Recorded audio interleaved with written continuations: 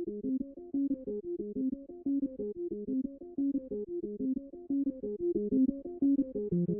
Green New Deal appears to be the #1 headline in the news, and it is not going anywhere. But is this New Deal really new? This green agenda is not about saving the planet, as its creators are quick to espouse. It is instead the re-implementation of an ancient pagan imperial doctrine that seeks to destroy the world's nation-states, implement global governance, and drastically reduce the world's population. The new religion of Gaia is in fact a revival of paganism that rejects Christianity altogether and considers its followers to be its biggest enemy. Gaia is a cunning mixture of science, paganism, Eastern mysticism, and feminism, and has made this pagan cult the fastest growing religion on the planet. It views the Christian faith as the only obstacle preventing the formation of a global religion centered on uniting all forms of life around the goddess of Mother Earth. In her critically acclaimed book Green Gospel, author, researcher, and broadcaster Sheila Zilinsky demolishes what you think you know about the Green New Deal. She exposes how the claim that the human-induced global warming and the green agenda were diabolical plans deliberately hatched decades ago by the UN and are the greatest frauds of our time.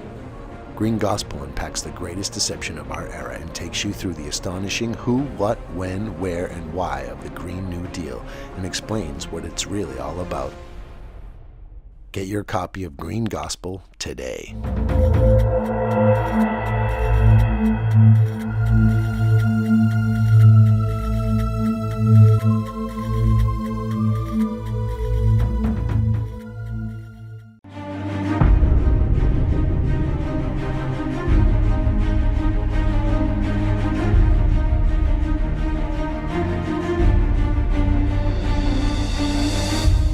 The Sheila Zilinsky Show, the truth behind the headlines, prophecy, and the deeper things of God. Now, here is your host, Sheila Zilinsky. Hi, everyone, and thank you very much for tuning into the Sheila Zilinsky Show today. I want to jump into a couple things that I find truly incredible. You know what these United Nations blue hats are all about? I really needed to put something together to really get into this.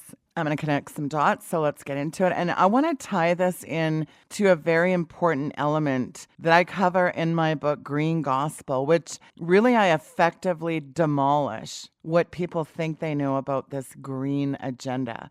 It's a lot deeper and darker than people think. Folks, this is eco-theology, and it is straight out of the bowels of hell itself. And it ties into everything that we're seeing going on. And how does the United Nations fit into this? You need to understand something about these blue helmets, these United Nations peacekeeping troops. These are the most ungodly, antichrist characters they could ever assemble together. It is a cornucopia of butchers that would think nothing of coming into the West and butchering innocent civilians. Why? Because they hate everything the West stands for. What did Karl Marx say? The most evil thing was capitalism. What does the West stand for? Free market economies. Why do you think they're pushing so hard for this diabolical Marxist agenda? Karl Marx as in Marxism. But it's much deeper and darker. And Christians should really stand up and pay attention to this diabolical, demonic agenda. And I prove that. You want to talk about the Great Reset? I talked about it in Green Gospel. If you don't have that book, jump on over there to Amazon and get it. I wish it was available in more Christian bookstores. And that's kind of a project I have this year, is to make sure that thing gets into Christian bookstores all across the nation and globally, because that is one frightening agenda. It really should be mandatory for every believer to read it. Now, up on your screen, now it's going to be difficult for the people listening by podcast to see this, but I want you to pay close attention of a collage that I put together on a Facebook post. This is some articles that I threw together. Let's take a look at the first article. We talked about COVID lockdowns. Well, guess what? Is climate lockdown next? The Pope and others have said, with all the lockdowns, this has been really good for the planet. It's given Mother Earth, Mother Gaia, the great goddess, a chance to clean her lungs out. It's done a good benefit to the great goddess. Now, don't forget that Mr. Al Gore, one of the people I loathe very much. I call him algorithm. I think he created the internet. Didn't he say that? Was it him or Leonardo DiCaprio that lent his smart car? No, that was the Hummer driving Arnie that lent his smart car to little Greta Thunberg. Actually, it should be gory because some of his stuff is truly frightening. What does Al Gore say in his book, Earth in the Balance? I thought you'd find this interesting. He says, humans have become like a cancer. We need to eradicate the great goddess of her human infestation. We got to get rid of the plebs, folks. We got too many people using too much stuff, to quote Ted Turner. Well, let's take a listen to Ted, as a matter of fact. Let's take a listen to Teddy Turner. Not doing it will be catastrophic. We'll have 8 degrees, we'll be 8 degrees hotter in 30 or 40 years. And basically none of the crops will grow. Most of the people will have died, and the rest of us will be cannibals. Civilization will have broken down, and living conditions will be intolerable. The droughts will be so bad there'll be no more corn growing. Just like dropping bombs on each other, nuclear weapons is suicide. So we've got to stop doing the two suicidal things. We've got to stabilize the population. When I was born, there were So what's wrong with the population? I mean, with too many people. That's why we have global warming. We have global warming because too many people are using too much stuff. The Earth's warming up because we have too many people, and we're all going to be cannibals. And that fits really well, doesn't it? Because, well, check out this headline. Scientists suggest eating human flesh to fight climate change. So that'll really work well for Ted Turner, won't it? Mr. Globalist billionaire puppet Ted Turner, founder of CNN. Of course he was. Well, you know, kids are cute, but they're not really that eco-friendly. Yeah, one less baby helps the planet way more than, well, say, giving up meat. Remember Spartacus Booker wants us to give up our meat and our cars. Why do you think that gas prices are astronomical? They want you driving those little smart cars and the little Priuses. They don't have room for a real car like my Uncle Wally says. A 1970 Hemi Cuda would be just about right. That's a real car, by the way.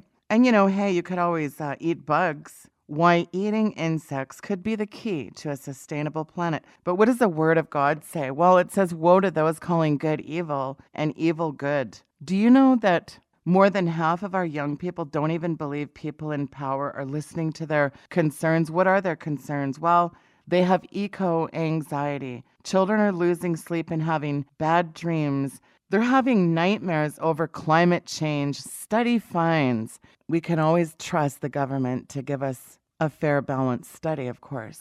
These absolute eco-loonies, socialists to the core, they hate God, they hate the family, and that's exactly what this unholy, ungodly, antichrist agenda is all about. It's about eradicating Christianity and bringing us under a pagan form of earth worship. Maya, Gaia, Diana, Artemis, Isis, Sophia. You can line them all up, these goddesses. Mother Earth, the great goddess. We got to get rid of her human infestation. Earth has cancer, and the cancer is man. They have to get rid of the useless eaters. These ungodly baby killers, and that's what really they are. They just said, you know, kids are cute, but, you know, we don't want them. They're bad for the planet. How disgusting and appalling. Precious little babies are no longer wanted because these baby-killing butchers, well, we already know that Planned Parenthood sells baby body parts to the highest bidder. So all these butcherous, sociopathic, murderous freaks would like you not to have children. Paul Ehrlich, in one of his books, Population Bomb, talks about putting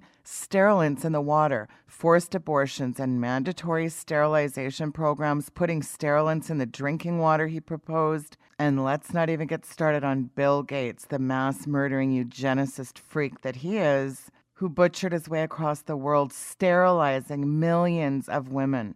He's banned in countries, folks. And I get into a lot of Bill Gates in my expose, Demon Tech, which I will link below for you. That's a must watch. I'm not going to get into that mass murdering eugenicist on this particular show, but I will say he's a huge proponent of blocking out the sun to combat climate change. And what does he say? Climate change is an even bigger issue than COVID. Bill Gates, whose father was the head of Planned Parenthood, not surprising that all these demonized sickos are going after our kids, is it? They hate children. They support child sacrifice, selling baby body parts, the highest bidder. And that ties in with the United Nations Blue Hats, because what do? They rape and torture children. What's different about these United Nations peacekeepers? Are they peacekeepers? Oh yeah, they're a peacekeeper, all right. A piece of a dead body here, a piece of a child's arm here. United Nations peacekeepers, aka the deeper states wannabe global military that they can use at their command. So these UN Blue Hats, they're infamous around the world, but not for keeping the peace. Not only do they butcher women and children and rape them, but they also slaughter innocent civilians. All across the globe, they've rampaged and butchered and slaughtered innocent civilians as well. Now, everyone probably knows that's listening to this program, the who's who of the globalist elite, they really can't impose their new world order without military force. And this is where the Blue Hats come in. Now, what do they have to do with implementing the New World Order? Well, let's watch and listen to a clip from George H.W. Bush and what he had to say about the New World Order and how that's going to come to be. Let's take a listen. We have before us the opportunity to forge for ourselves and for future generations a new world order, a world where the rule of law, not the law of the jungle, governs the conduct of nations. When we are successful, and we will be, we have a real chance at this new world order, an order in which a credible United Nations can use its peacekeeping role to fulfill the promise and vision of the UN's founders. George H.W. Bush. Now, that wasn't creepy, that speech, right? When we are successful, and we will be. Well, let me read you the whole entire thing that he said. We have before us the opportunity to forge for ourselves and for future generations a new world order, a world where the rule of law, not the law of the jungle, governs the conduct of nations. When we are successful, and we will be, creepy, we have a real chance at this new world order, an order in which a credible United Nations can use its peacekeeping role to fulfill the promise and the vision of the UN's founders. Wow, if that isn't absolutely right in your face. And so what is the United Nations founders' vision and promise? A global government with a powerful military force. And let me tell you something, these United Nations peacekeeping troops, these Blue Hats, they are truly murderous, jackboot thugs that are soulless, ungodly, and absolutely hate everything America stands for. 60,000 victims of rape over the last 10 years. This is the United Nations peacekeeping troops. 60,000 cases of child rape. We're talking about women and children by these international peace troops, these United Nations officials. And thanks to, as my friend Alex Newman calls it, diplomatic impunity, nothing ever happens. They don't go to jail. They don't get charged. It's just swept under the rug. You know what? This is one of the worst crimes imaginable, hurting a child.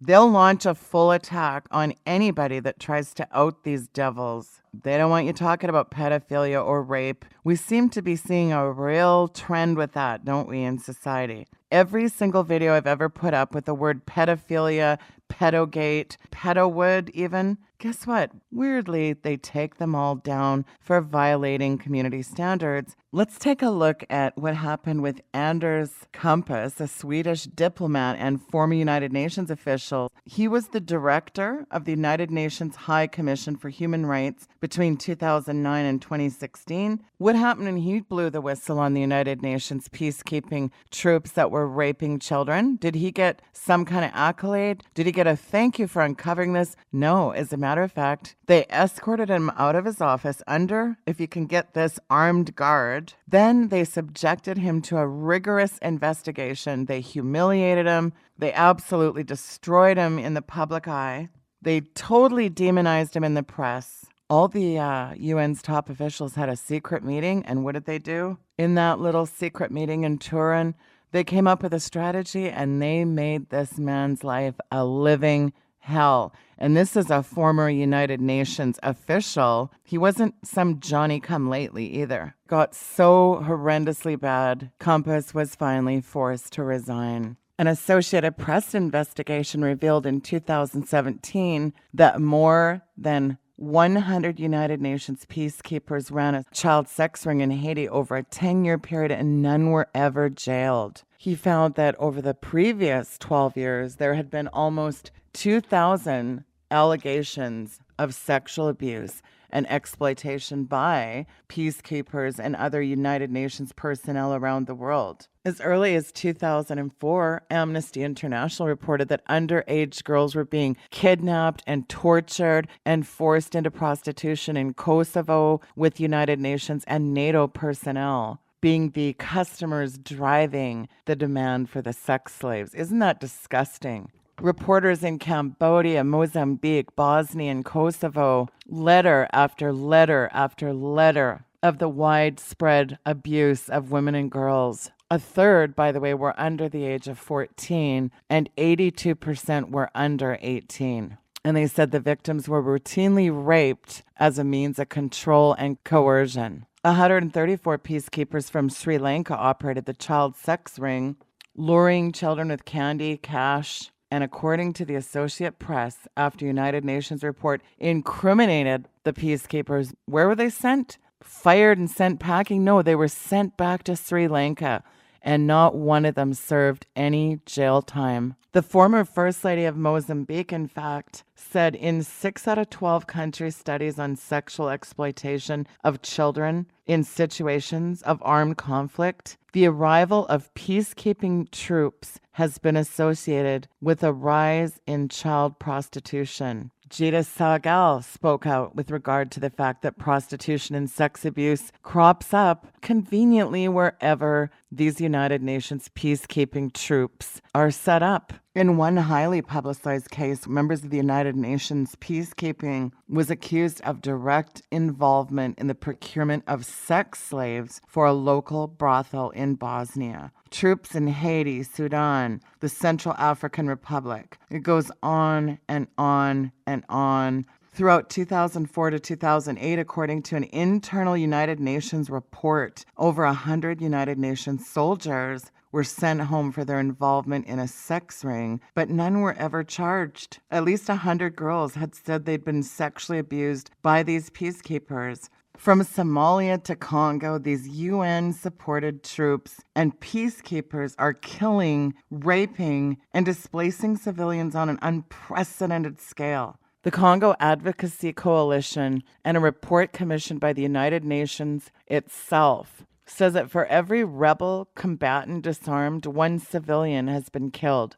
7 girls per 1 rebel. The United Nations-backed operations, what have they resulted in? Unacceptable cost for the civilian population, the group said in a press release. Marcel Stossel of Oxfam said, some victims were tied together before their throats were slit like chickens. That's according to one witness. The majority of the victims were women and children, the organization said. Human Rights Watch, another advocacy organization, criticized the United Nations peacekeepers as well, saying they're literally slaughtering civilians.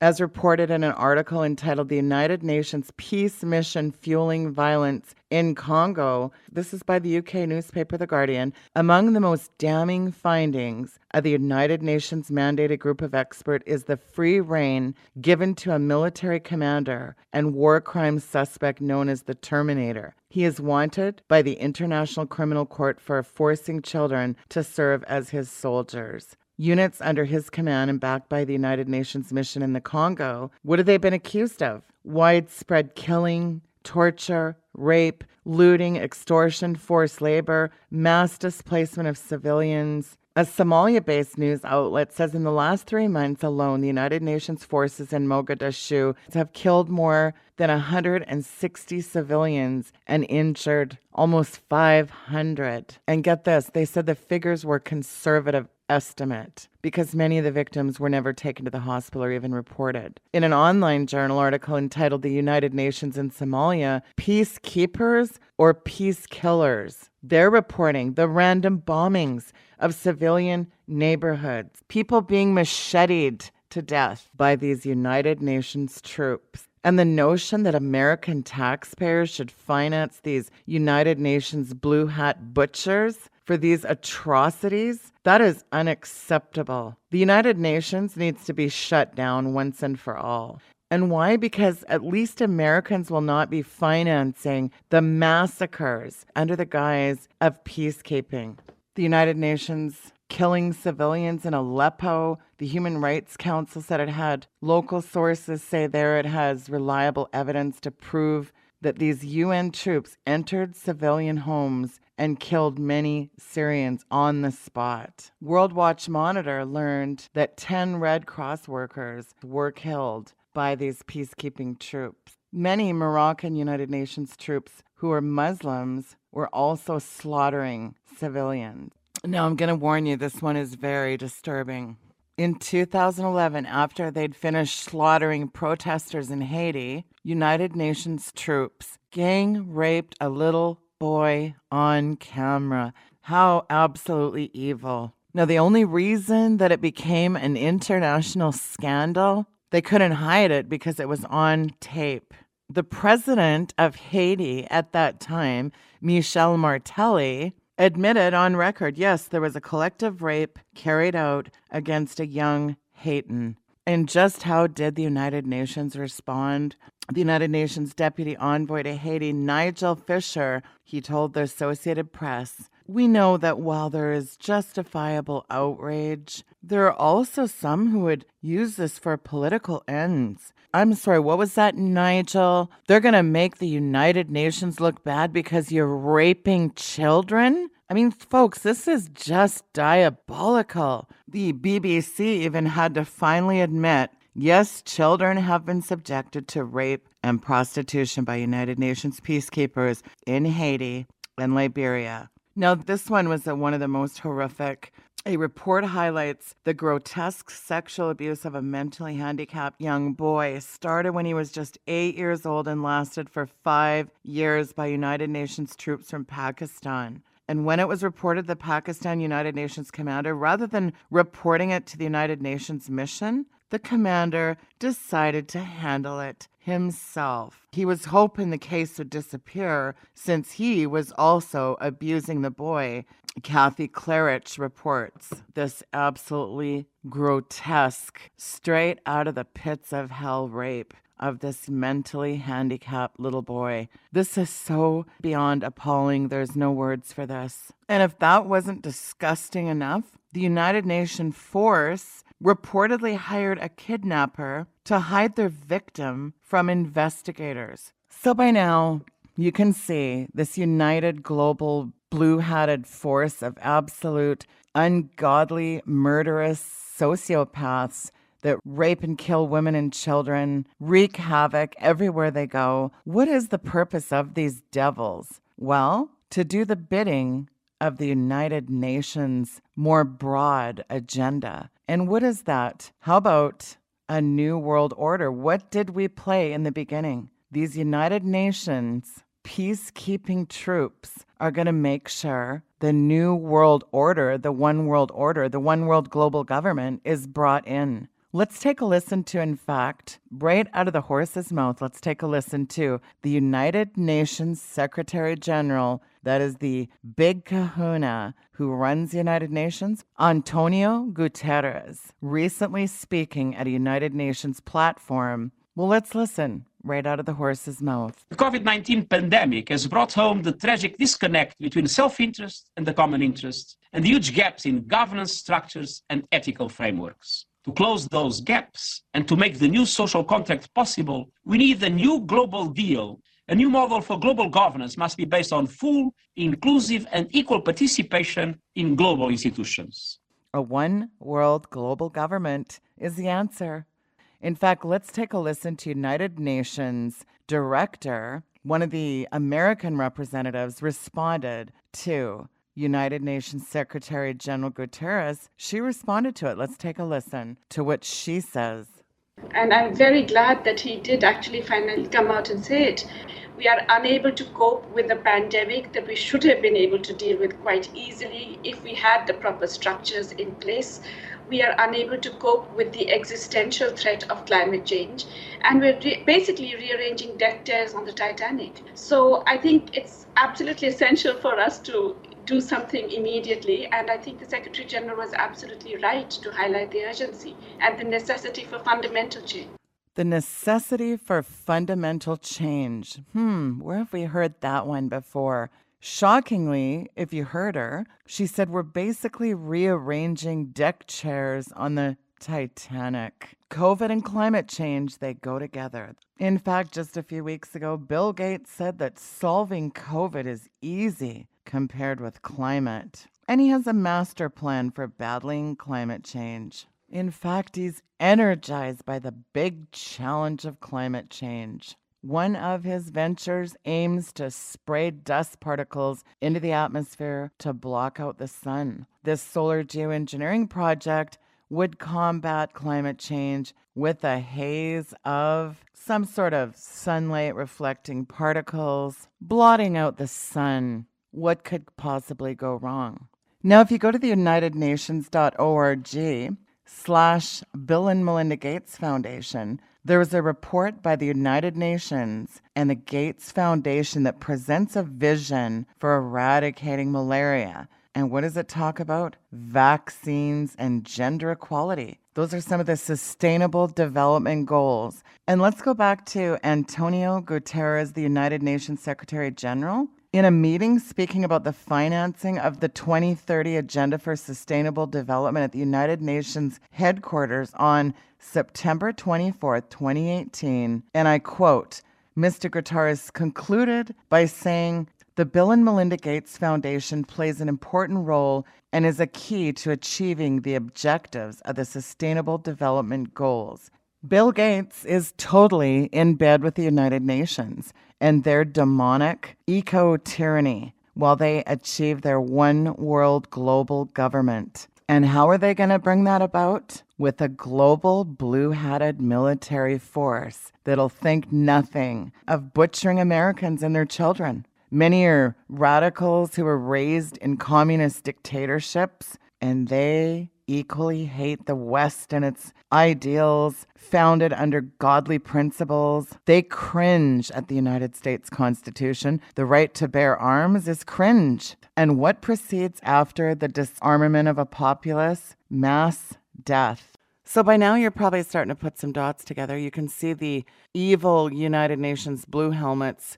That's one component of it. But let's dig a little deeper into the very satanic, occult, evil United Nations. Let's look at another side of this. The United Nations is absolutely infused with the occult, the New Age religion of theosophy, which reveres Lucifer. The United Nations operates its own meditation room and Catholic chapel. It's used monthly by a few theosophical groups who meditate there around the changing of the moon, Mercury retrograde, and other lunic magic festivals.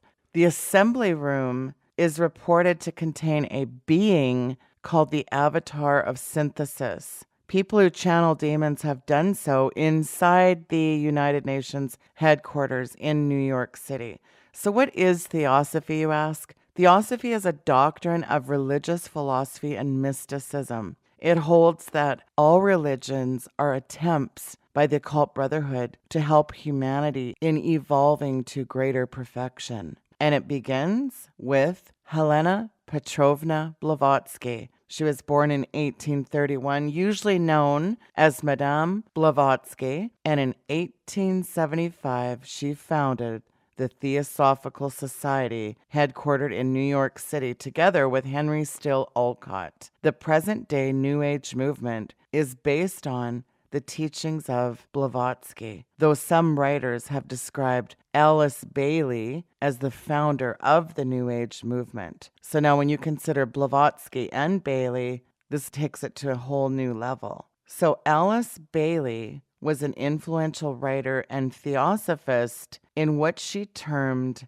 the ageless wisdom. This included occult teachings, esoteric psychology, astrological, and other philosophical and religious themes. She was born in England in 1880. She moved to the United States in 1907, where she focused on writing the 24 volumes of the occult. So her works written between 1919 and 1949, wide range of these esoteric occult books. They cover how spirituality relates to the solar system, meditation, healing, spiritual psychology, the destiny of nations, and her prescriptions for society in general. She says that her work was telepathically dictated to her while she was in a trance by a master of wisdom. She referred to him as the Tibetan with the initials DK, and then later identified him as Djwal Khul. Yes, she channeled a demon, folks, to get her occult writings. And her writings were very influenced by the works of Madame Blavatsky. She also wrote the concept of the Age of Aquarius. But not only did she channel a demon for her writings, she absolutely was a Luciferian. And I really cover this in my book, Green Gospel, a lot more in detail. But in the early 1920s, Alice Bailey founded the Lucis Trust. The company had several components. But you know what it was really called? Well, for the people watching the video, up on your screen, I found one of her books that was written in, got it up on the screen there, The Consciousness of the Atom, written by Alice Bailey. It was a series of lectures delivered in New York City. She's the author of the Letters on Occult Meditation, by the way. And look at this, The Consciousness of the Atom by Alice Bailey. And let's scroll down, shall we? Lucifer Publishing Company, 135 Broadway, New York City. It was later changed to Lucis Trust. That's right, in the early 1920s, she founded Lucifer Trust. And it had several components. The Lucis Publishing Company, World Goodwill, the Arcane School, and Triangles. And again, she published those 24 volumes with the Lucis Publishing Company. But again, it was originally called Lucifer Publishing Company. As a matter of fact, I went to lucistrust.org. You can go there yourself. And wow, I was really shocked. Look at this. The Arcane School. If you go to the Arcane School, check out this. The esoteric meaning of Lucifer. And shockingly, look at this. Let me read this to you. It's right on their own website. It says, when Alice and Foster Bailey were beginning to publish their books, they named their fledgling company Lucifer Publishing Company. By 1925, the name was changed to Lucis Publishing Company. Both Lucifer and Lucius come from the same word root, Lucius being the Latin genitive case of light. Listen to this. Like the great teacher Blavatsky, for whom they had enormous respect, sought to elicit a deeper understanding of the sacrifice made by Lucifer. I mean, are you kidding me? This is right on the lucistrust.org website. So it's not me saying it, it's them. They sought to elicit a deeper understanding of the sacrifice made by Lucifer. I mean, if this isn't right straight out of the bowels of hell, I don't know what is. That's a pretty damning indictment on the United Nations Publishing Company, isn't it? But let's continue. So how does a Satan-worshipping group started by a demon channeler connect to the United Nations? Oh, many ways. And let me read a quote out of The Secret Doctrine, Volume 2, page 513, written by Helena Blavatsky. Let me read this to you. Lucifer is divine and terrestrial light, the Holy Ghost and Satan at one and the same time. And now it stands proven that Satan, or the fiery red dragon, and Lucifer, or light bear, is in us. It is our mind, our tempter, our redeemer, our intelligent liberator and savior from pure animalism. Helena Blavatsky, The Secret Doctrine, Volume 2, page 513. The work of Lucis Trust is carried out through its Arcane School of the Occult and World Goodwill. Together, they carry out what is termed the plan. You got to trust the plan, which is revealed in 24 books written by Bailey and published by Lucis Trust.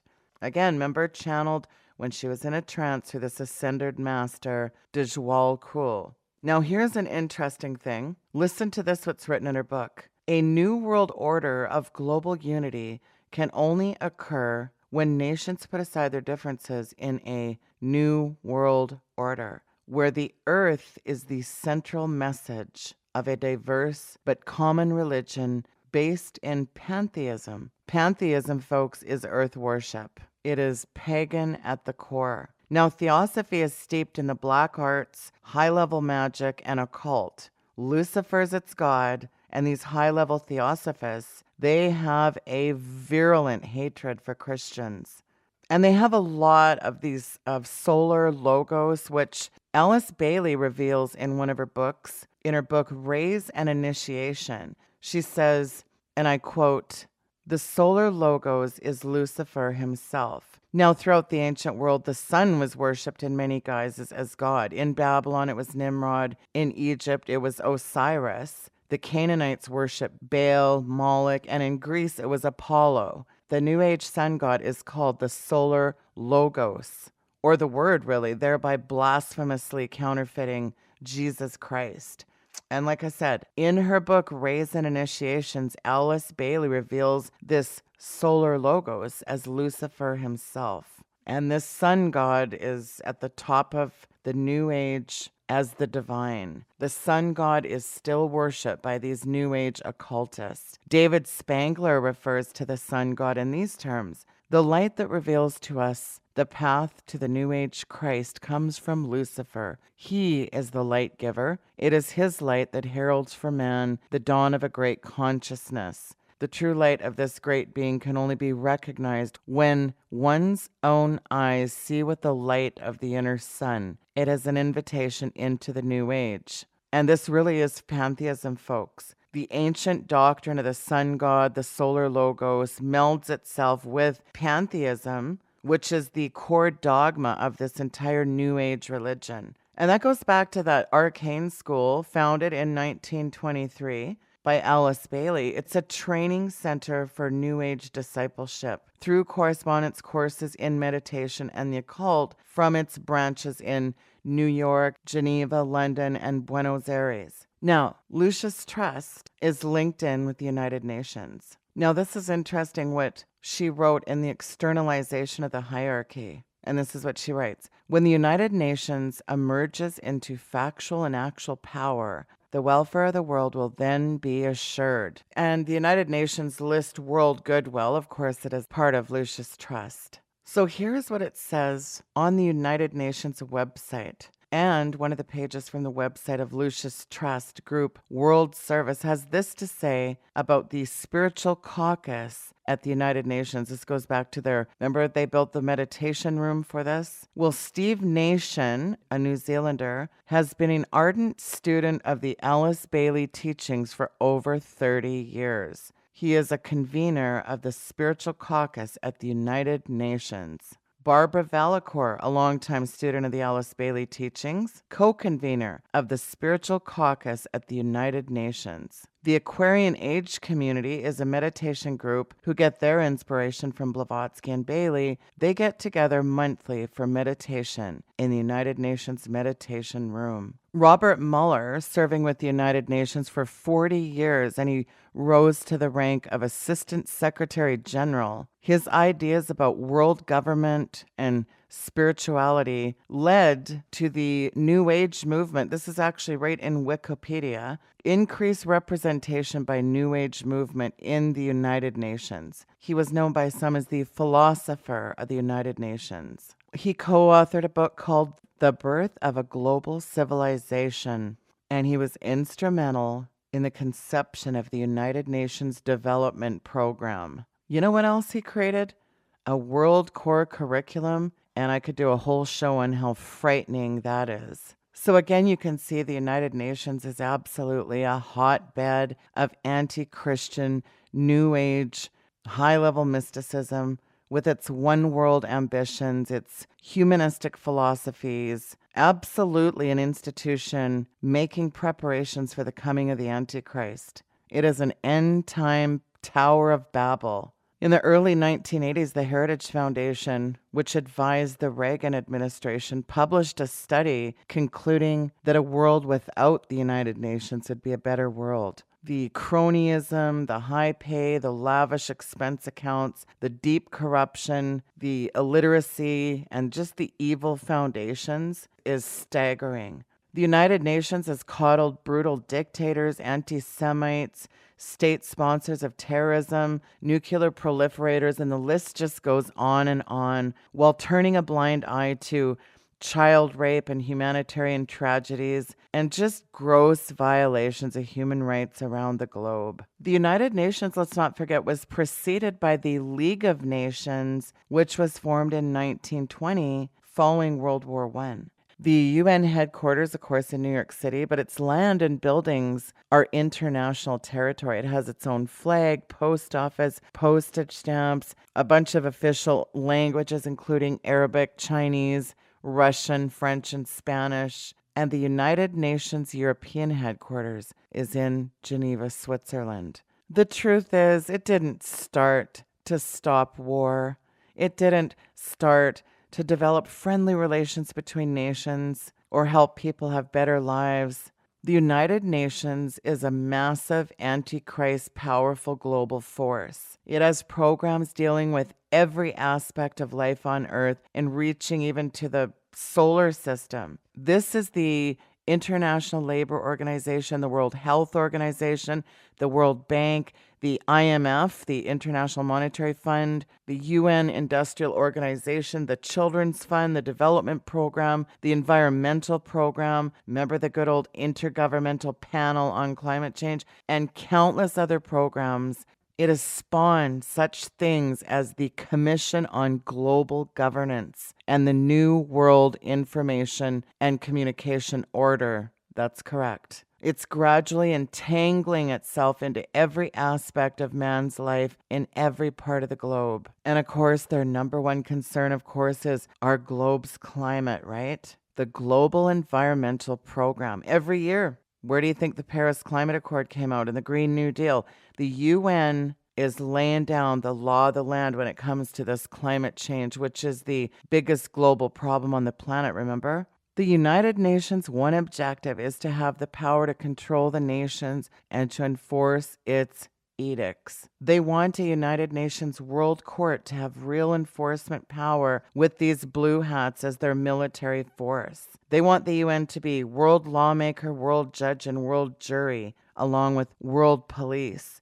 As Mueller said, as we approach the new global age of humanity, we must unequivocally proclaim and enforce and never be bypassed by any nation or group as humanity's peacekeeping force. Since the Earth Summit in Rio de Janeiro in '92, the United Nations conferences have become forums for policy decision. In 1989, Robert Mueller actually preached that man is in one with the universe. We're going to witness man's reconciliation with nature. That's pantheism. In May 2001, at the Vienna International Center, which houses the United Nations, it says New Agers frequently channel spirits at the United Nations. These New Age philosophers are called light workers. In this report, Steve Rother channeled spirits that he calls light meditations. He says most of the attendees have been reading the beacons of light meditation, which are communication from spirits, and that these are passed around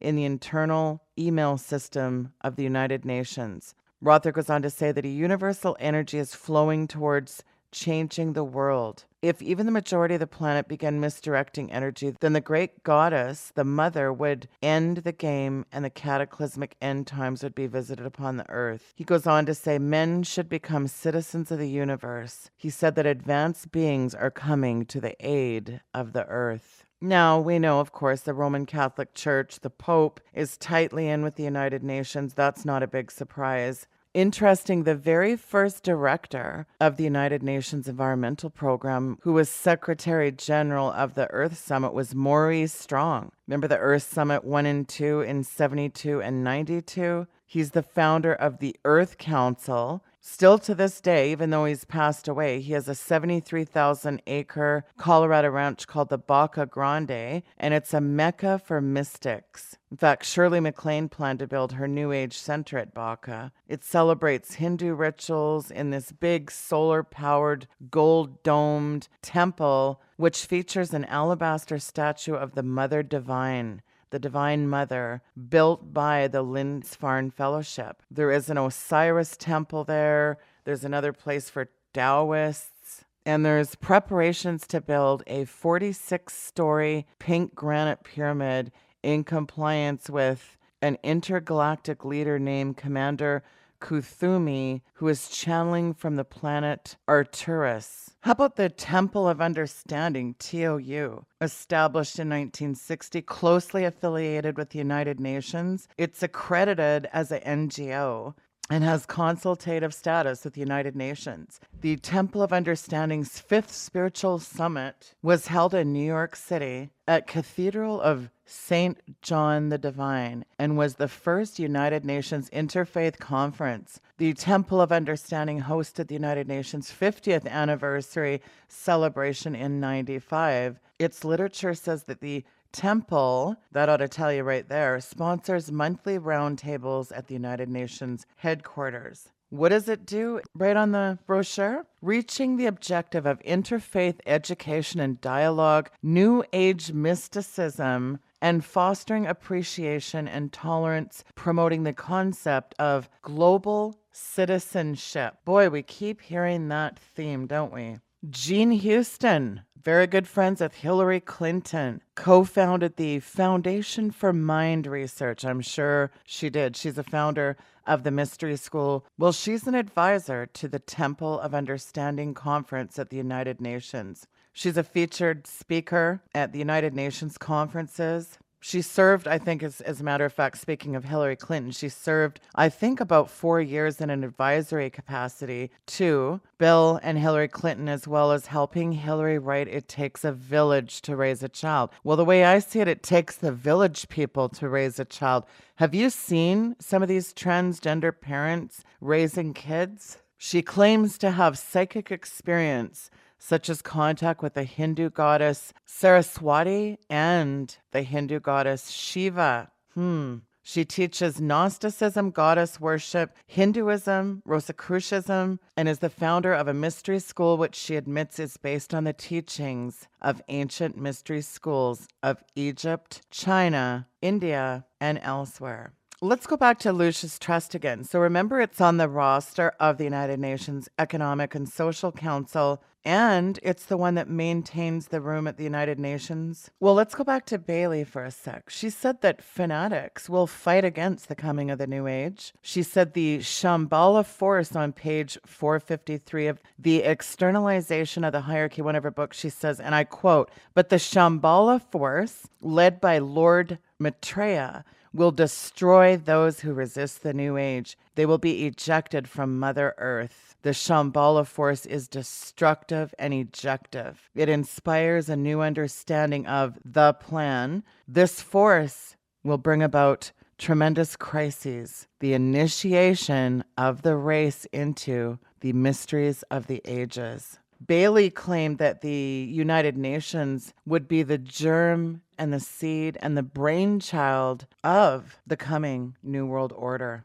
And remember, Goodwill, part of Lucis Trust, an approved NGO with the United Nations Department of Public Information. Well, its transformational tool is the Great Invocation. I've talked a little bit about that before. It's a New Age mantra that is based in the doctrine of Theosophy and Gnosticism. The World Goodwill website says that every man and woman needs to repeat the mantra and ask, will you join them in using the invocation every day with thought? The Great Invocation is a prayer to Lucifer. Let the light bear and love and power restore the plan, capital PLAN, on earth. This New Age, New World Order has its own objectives, and there is a plan, all right. Yeah, it's called the Antichrist coming on the scene. It's a one world government, absolutely. One world global government and a world citizenship. That's what they want. They want the New World Order to birth.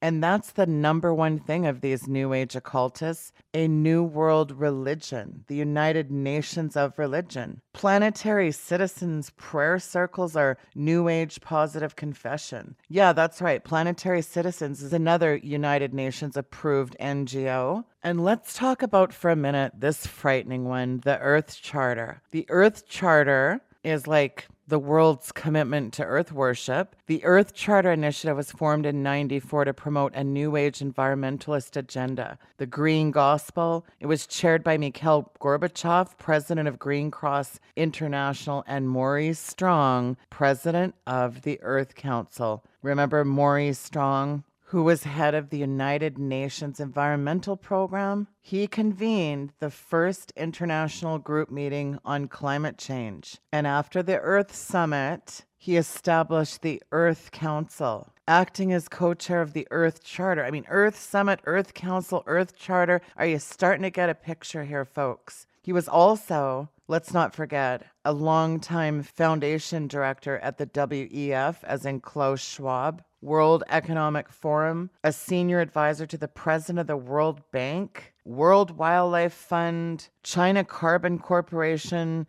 I mean, I could do a 10-part series on this guy alone. The Earth Charter Commission conducted a series of Earth dialogues to bring together a one world global religion, a global interreligious group of spiritual leaders. The Earth Charter's 7th principle calls for responsible reproduction, which is simply a euphemism for population control. China operates under this agenda today, forcing women to abort babies if they already had a child. Folks, this is all code word for a one world global citizenship under mass dictatorial global government of the United Nations. Consider the United Nations Earth Summit in Rio de Janeiro in June of '92. This was officially called the United Nations Conference on Environment and Development, UNCED.